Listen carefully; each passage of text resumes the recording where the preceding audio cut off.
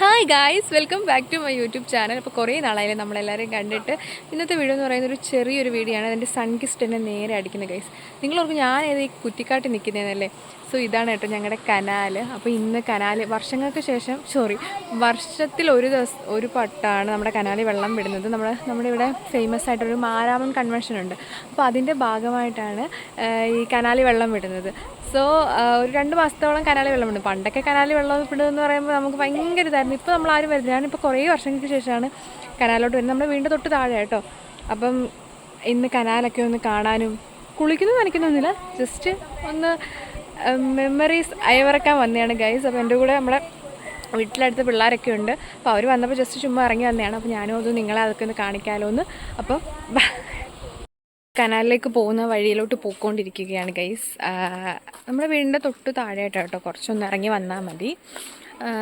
അപ്പോൾ സമയം ഞാൻ ഡ്യൂട്ടിക്ക് പോയിട്ട് വരുന്ന വഴിയാണ്. ഇവിടുമാരെന്നെ വീട്ടിൽ നിർത്താൻ സമ്മതിച്ചില്ല. ഉടനെ തന്നെ ചേച്ചി കനാലിൽ പോകണമെന്ന് പറഞ്ഞ് വന്നേക്കുവാണ്. അതുകൊണ്ട് അതേ മേക്കപ്പിലൊക്കെ തന്നെയാണ് കേട്ടോ വന്നേക്കുന്നത്.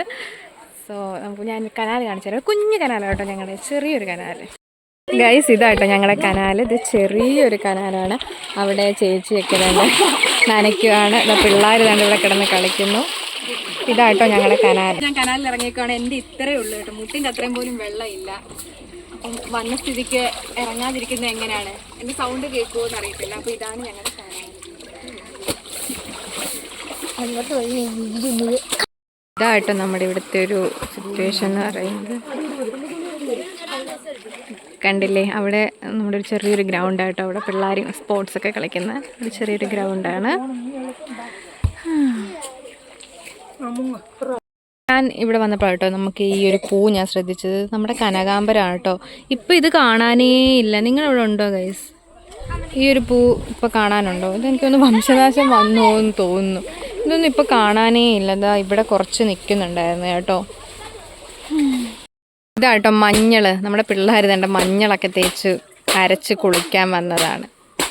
പിള്ളമാരിവിടെ മഞ്ഞൾ തേച്ചിട്ടുണ്ട്. എന്നാ ഇത് കണ്ടോ, ഒരു തേച്ച് വെച്ചേക്കുന്നത് നാച്ചുറൽ റെമഡീസ്. അത് കുളിക്കണമെന്ന് നനയ്ക്കണമെന്നൊക്കെ ഉണ്ട് കേട്ടോ. പക്ഷെ ഒരു നിവർത്തിയില്ല. മസ്തിഷ്കജ്വരം പേടിയാണ് ഗൈസ്, അതുകൊണ്ടാണ്. പക്ഷെ ഇതൊന്നും കുഴപ്പമില്ല, കാരണം ഒഴുക്കുള്ള വെള്ളമാണ്. ഈ ഒരു പടി കൂടി വേണം നമുക്ക് അകത്തു വെളിയിലോട്ട് കയറാൻ. അപ്പം ഞാൻ കയറി ഗൈസ്.